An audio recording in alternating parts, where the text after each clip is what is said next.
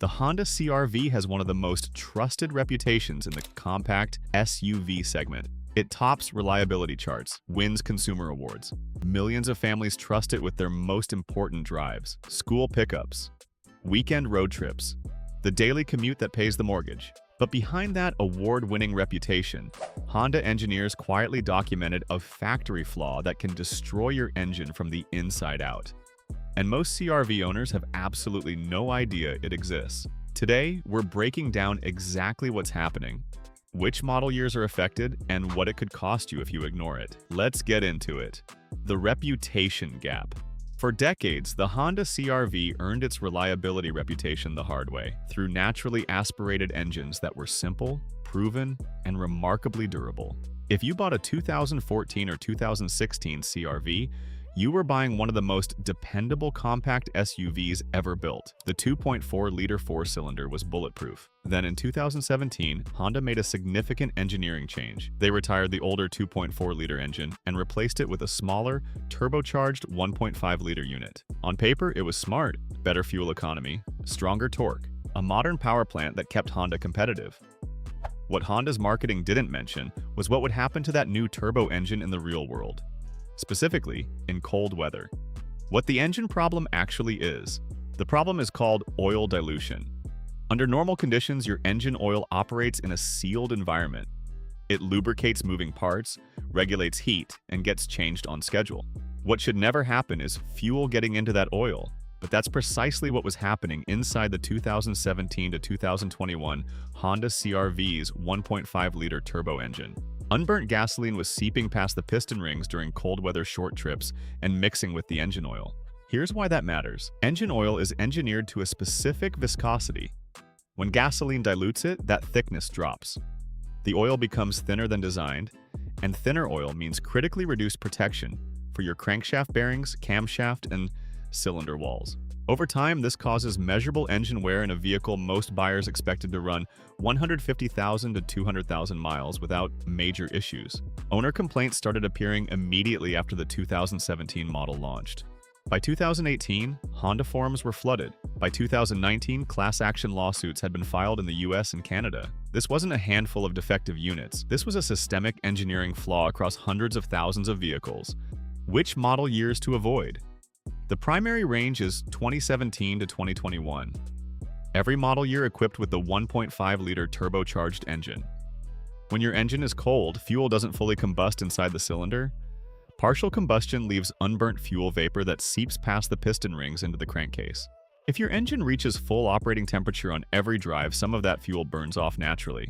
But if your daily commute is under 15 to 20 minutes, or you live in cold climates, you're in the highest risk category. Minnesota, Michigan, Illinois, the Northeast, Canada. The 2022 redesign introduced a different engine architecture. Honda's current CR-V hybrid uses a 2.0-liter Atkinson cycle powertrain, and the revised standard CR-V received updated calibration addressing the root cause. The documented cases are concentrated in 2017 to 2021. Why Honda's turbo engine created this problem? Naturally aspirated engines combust fuel more completely at lower temperatures. Turbocharged engines operate differently. At cold start, the 1.5T's direct injection system sprays fuel directly into the cylinder. But at low temperatures, combustion is incomplete. The unburnt fuel becomes vapor that condenses on cylinder walls and runs past the piston rings. The CR-V case became particularly notable because the affected volume was enormous, and the dilution levels documented were unusually high. Some CR-V owners reported their oil level actually rising on the dipstick between changes. Others described a distinct gasoline smell. Honda's official response versus reality? Honda's response to the oil dilution problem was a software update, specifically a powertrain control module recalibration that adjusted how the engine managed fuel injection and combustion temperatures during cold starts. Honda issued technical service bulletins instructing dealers to reflash the engine management software on affected vehicles. The goal was to reduce the frequency of incomplete combustion events, which would in turn reduce fuel contamination of the oil. Did it work? Partially. Many owners in moderate climates reported improvement after the recalibration. But for owners in colder regions, multiple accounts indicate the software fix reduced the problem without fully eliminating it. Here's the critical part. Honda did not issue a full mandatory recall for this defect in the United States. In Canada, a class action lawsuit was filed and settled, with affected owners receiving compensation and extended powertrain warranty coverage.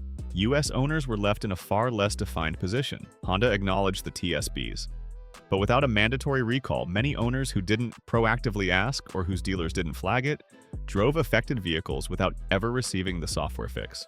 That's a huge gap between what Honda's marketing promised and what a significant portion of owners actually received. The real financial cost. Let's talk about the financial reality, because this is where it becomes personal.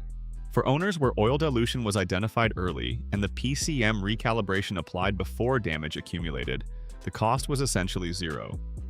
The software update was covered under Honda's TSB process at no charge to the customer. But for owners who drove for extended periods without knowing, who followed the standard 5,000 to 7,500 mile oil change schedule without checking for dilution between changes, the damage accumulated silently. Piston ring replacement on a 1.5-liter CR-V runs approximately $1,800 to $3,200, depending on your market and labor rates. If dilution caused bearing or camshaft damage, you're looking at $3,000 to $5,500 for partial engine work. In the worst documented cases, complete engine replacement, owners reported bills reaching $7,000 to $9,000. And then there's the resale impact.